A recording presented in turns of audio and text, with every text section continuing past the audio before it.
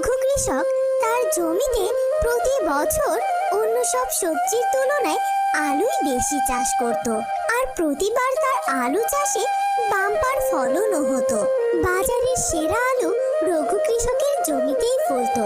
এদিকে সদু কৃষকের জমিতে আলুর ফলন ভালো হতো না, তাও সে রঘু কৃষকের সাথে পাল্লা দিয়ে আলুই চাষ করত। রঘুদা, তুমি এবারও তোমার জমিতে বুঝি আলু লাগিয়েছো? হ্যাঁ ভাই, তা তোমার জমিতে কি লাগালে? আমি আর কি লাগাবো, আমি ওই আলুই লাগিয়েছি। কিন্তু দাদা, তুমি তো তোমার জমিতে অন্য কিছু লাগাতে পারো। আমার জমিতে আলুর ফলন যখন ভালোই হচ্ছে, তাহলে শুধু শুধু অন্য সবজি চাষ করে নিজে লস করব কেন বলো তো? হ্যাঁ হ্যাঁ দাদা, তোমার তো লাভই লাভ। যতবার আলু লাগাছো ততবার বাম্পার ফলনে লাভ করছো। কি যে বলো না ভাই। এ কথা বলে রঘু সেখান থেকে চলে যায়। আলু চাষে লাভবান হতে হতে তোমার বড্ড ভার বেড়েছে, তাই না রঘুদা? মনে রেখো, এতবার ভালো নয় গো। সুযোগ পেলে তোমায় এমন সাহেস্তা করবো না, তখন বুঝবে ঠেলা যত সব। এরপর সদু সেখান থেকে চলে যায়। এরপর কেটে যায় কয়েক মাস। রঘুর জমিতে আগের চেয়ে দ্বিগুণ আলুর ফলন হয়েছে, আর এদিকে সদুর জমিতে হয়েছে বরাবরের মতোই অল্প পরিমাণ ও ছোট জাতের আলু।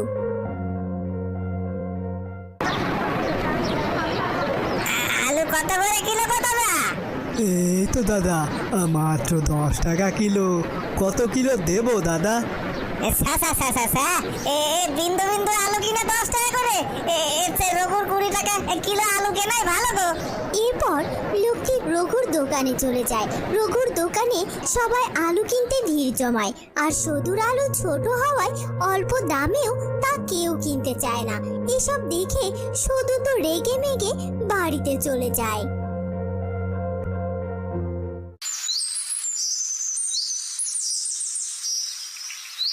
কি হলো কি, আজ এত দ্রুত বাড়িতে ফিরে এলে যে? বাড়ি ফিরে আসবো না তো কি করব শুনি? দোকানে বসে কি মাছি তাড়াবো নাকি? কেন গো, কি হয়েছে কি? ও বুঝেছি, প্রতিবারের মতো এবারেও তুমি আলু বেচতে পারোনি, তাই তো? বুঝতে যখন পারছো তখন এত কথা বলছো কেন? একটু চুপ করে থাকো তো, আমাকে একটু ভাবতে দাও কি করে ওই বেটা রঘুকে সায়স্তা করা যায়। রঘুদাকে সাহায্য করবে মানে? আহা বউ, মানেটা বুঝতে পারছো না? ওই বেটা রঘুর ভালো আলুর জন্যই তো আমার আলুগুলো বাজারে বেচতে পারি না। এবার যা হওয়ার হয়ে গেছে, তাই সামনেবার যে করে হোক আমাকে এমন কিছু করতে হবে যেন ওই রঘুর জমিতে ভালো আলু না ফলে।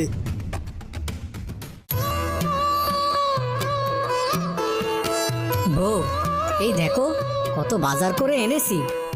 বাহ, তাহলে তোমার আলু বেচা কেন ভালোই হচ্ছে বলো? হ্যাঁ বউ, হ্যাঁ, বিধাতার ইচ্ছায় আমার বেচা কিনা আরো বেড়েছে। এভাবে রঘুর সংসার সুখে শান্তিতে কাটতে থাকে। পরের বার রঘু তার জমিতে আবারও আলু চাষ করে, আর এদিকে শুধু তককে তককে থাকে তার কিভাবে ক্ষতি করবে।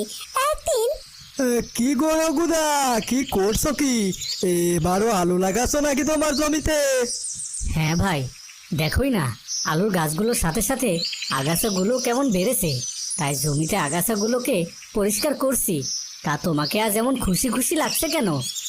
না না, তেমন কোনো ব্যাপার নয়। এবার আসলে ভালো জাতের আলু লাগিয়েছি জমিতে, তাই দেখি এবার আমার আলুর ফলন ভালো হয় কিনা। হবে হবে, নিশ্চয়ই হবে, বিধাতা চাইলে সবই সম্ভব।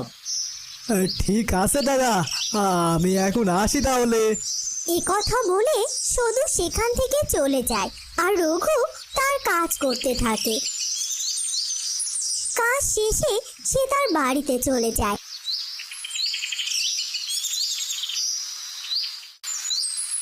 এরপর রাতের বেলায় চুপি চুপি সদু রঘু কৃষকের জমিতে আসে।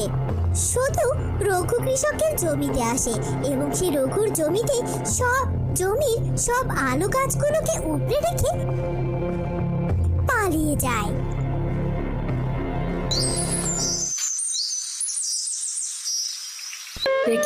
এটা কি করে হলো? এক রাতে আমার আলুগুলোর এমন হাল কি করে হলো?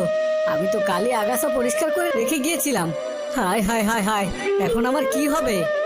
আহা গো, তোমার জমির এই অবস্থা দেখে সত্যি কষ্ট লাগছে গো রঘুদা।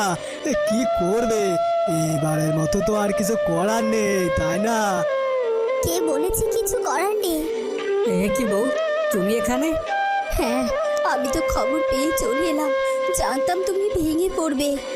দেখো না বউ, দেখো আমার সাদের আলু গাছগুলোর কি হাল হয়েছে দেখো। জানি না কে আমার এত বড় ক্ষতি করেছে। এখন আমি কি দিয়ে সংসার চালাবো, তুমি বলো বউ। তুমি এভাবে ভেঙে পড়ো না তো, কথায় আছে না, একবার না পারলে দেখো শতবার। তাই বলছি, এখনো সময় শেষ হয়ে যায়নি গো। তোমার কাছে তো এখনো আলুর বীজ আছে, তুমি সেগুলোকে আবার জমিতে রোপণ করে দাও। দেখবে দেখবে এবার কিছু হবে না। তাই তো ঠিক কথাই বলেছো। তাহলে আর দেরি না করে আজই আমি জমিটা পরিষ্কার করে নতুন বীজগুলো রোপণ করে দেই। বিধাতা তুমি সহায় থেকো।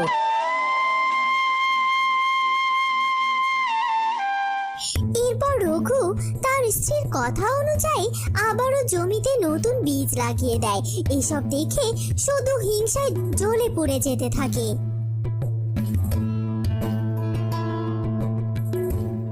কি গো, ওই রঘুর আলুর গাছ তো তুমি উপড়ে দিয়েছিলে, তাহলে এভাবে মুখটা বাংলার পাশের মতো করে রেখেছো কেন গো? এরপর শুধু তার বউকে সব কিছু খুলে বলে। কি বলছো কি গো? তাহলে বলতে হবে রঘুর সাথে সাথে রঘুর বউটা পাক্কা শেয়ানা, কিছুতেই এদের দমানো যাচ্ছে না। আরে সবুর করো না, দমানো যাচ্ছে না মানে আমি ওদেরকে দমিয়েই ছাড়বো, নইলে আমার নামও শুধু নয়, কতবার ওরা আলু গাছ লাগাবে শুনি, ততবারই ওদের জমির আলু গাছের ক্ষতি করব।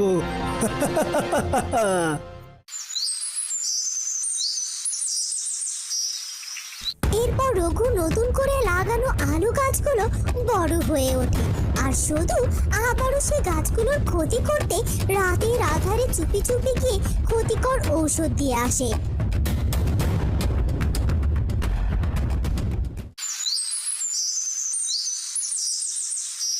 পরদিন সকালে রঘু জমিতে গিয়ে দেখে হায়, আমার নতুন আলু গাছগুলো তো দেখছি সব পচে নষ্ট হয়ে গেছে।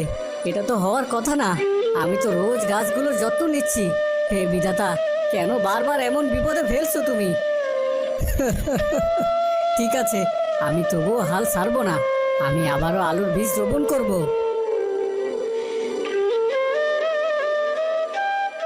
এরপর রঘু আবারও জমিতে আলু চাষ করে, কিন্তু সেবারও শুধু কৃষক তার আলু গাছের ক্ষতি করে দেয়। বউ, আমি পারলাম না বউ। আমি কিছুতেই আমার আলু গাছগুলো বড় করে তুলতে পারলাম না। তুমি কষ্ট পেও না, কিন্তু বারবার যে আমাদের এমন ক্ষতি কি করছে সেটাই তো বুঝতে পারছি না। না জেনে শুনে কার দোষ দিব বলো তো? কিন্তু এভাবে চললে তো আমি আমার জমিতে চাষ করতে পারবো না। উপায় একটা পেয়েছি। জমিতে যেহেতু আমরা চাষ করতেই পারছি না, তাহলে আমরা বরং আমাদের এই উঠানে আলু চাষ করি গো। কি বলছো কি বউ? উঠানে আলু চাষ করব? আর এখন চাষ করে করবই বা কি? এখন তো সবার আলু ওঠার সময় হয়ে গেছে। হ্যাঁ গো হ্যাঁ, ভেবে দেখো, জমিতে আমরা পাহারা দিতে পারি না, তাই লোকে আমাদের গাছ নষ্ট করে ক্ষতি করছে। আর বাড়ির উঠানে চাষ করলে কারো সাহসী হবে না ক্ষতি করার। তাছাড়া সবার আলু যখন ফুরিয়ে যাবে, তখন আমাদের আলু বাজারে বেচতে দিলে মানুষ হুমড়ি খেয়ে কিনবে গো। তুমি ঠিকই বলেছো বউ, আমি তাহলে তাই করি। এরপর রঘু আর তার স্ত্রী মিলে তাদের বাড়ির উঠানে আলুর বীজ রোপণ করে। মাসখানেকের মধ্যে তাদের আলু গাছ বড় হয়ে যায় এবং সেখানে তার আলুর ফলনও ভালো হয়। একদিন রঘু সে আলুগুলোকে বাজারে বেচতে নেয়। কি রঘুদা, তুমি আলু কোথায় পেলে? তোমার জমিতে থেকে আলুর চাষ করতে পারলে না তুমি? জমিতে পারিনি তাতে কি হয়েছে? আমি আমার বাড়ির উঠানে আলু চাষ করেছি। রঘুদা, দাও তো তোমার থেকে 5 কিলো আলু দাও তো শিগগিরই। এতদিন এই সদু দাদার এই ছোট ছোট আলু কিনতে কিনতে আমার ঘাম ঝরে গেছে, আর এজন্য বউয়ের সাথে প্রতিদিন ঝগড়া লেগে থাকতো। আজকে তোমার থেকে ভালো আলু নিয়ে বউয়ের মাথা ঠান্ডা করবো গো। বেটা রঘু যে এত শেয়ানা, আগে বুঝিনি। আজকে ওর বাড়িতে যেতে হবে, যে আলুগুলো এখনো তোলা বাকি আছে সেগুলো চুরি করতে হবে। এরপর শুধু রাতের বেলা রঘুর বাড়িতে যায়। ওই তো দেখতে পাচ্ছি এখনো অনেক আলু তোলা বাকি আছে, ওগুলোকে আমায় চুরি করতেই হবে।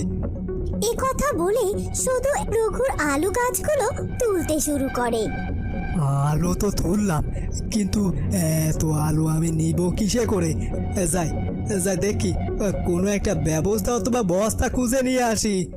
এ কথা বলে শুধু যেই বাড়ি থেকে সামনের দিকে এগোতে যাবে, অমনি সে অন্ধকারে না দেখতে পেয়ে একটি বিশাল গর্তে পড়ে যায় এবং সাথে সাথে তার জ্ঞান হারিয়ে ফেলে।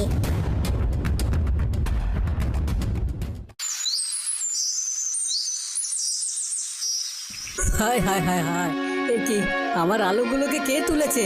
বউ, বউ, তুমি তুলেছো নাকি? না তো। বুঝেছি, এতদিন যে আমার জমির আলু গাছের ক্ষতি করেছে সে হয়তো এ কাজ করেছে, কিন্তু তখনই তারা গর্ত থেকে চিৎকারের আওয়াজ পায়। বাঁচাও, বাঁচাও, বাঁচাও, আমাকে বাঁচাও। কে কে ওখানে? ও, শুধু ভাই তুমি? তার মানে এতদিন তুমি আমার ক্ষতি করে এসেছো?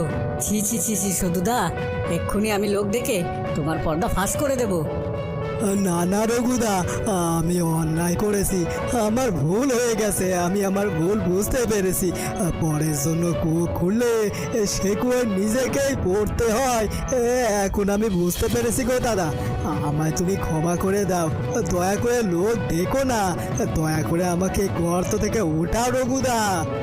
তখনই সদুর বউ সদুর খোঁজে সেখানে চলে আসে, আর সে এসে সদুকে গর্তে দেখে বলে, দাদা গো, আপনি আমার স্বামীকে ক্ষমা করে দিন, তাকে দয়া করে গর্ত থেকে টেনে তুলুন। এর বিনিময়ে আপনি যা বলবেন আমি তাই করব। ঠিক আছে, শুধু তাকে ক্ষমা করে দেব, কিন্তু তোমাদেরকে কথা দিতে হবে যে তোমরা আর কখনো লোভ করে কারো কোনো ক্ষতি করবে না।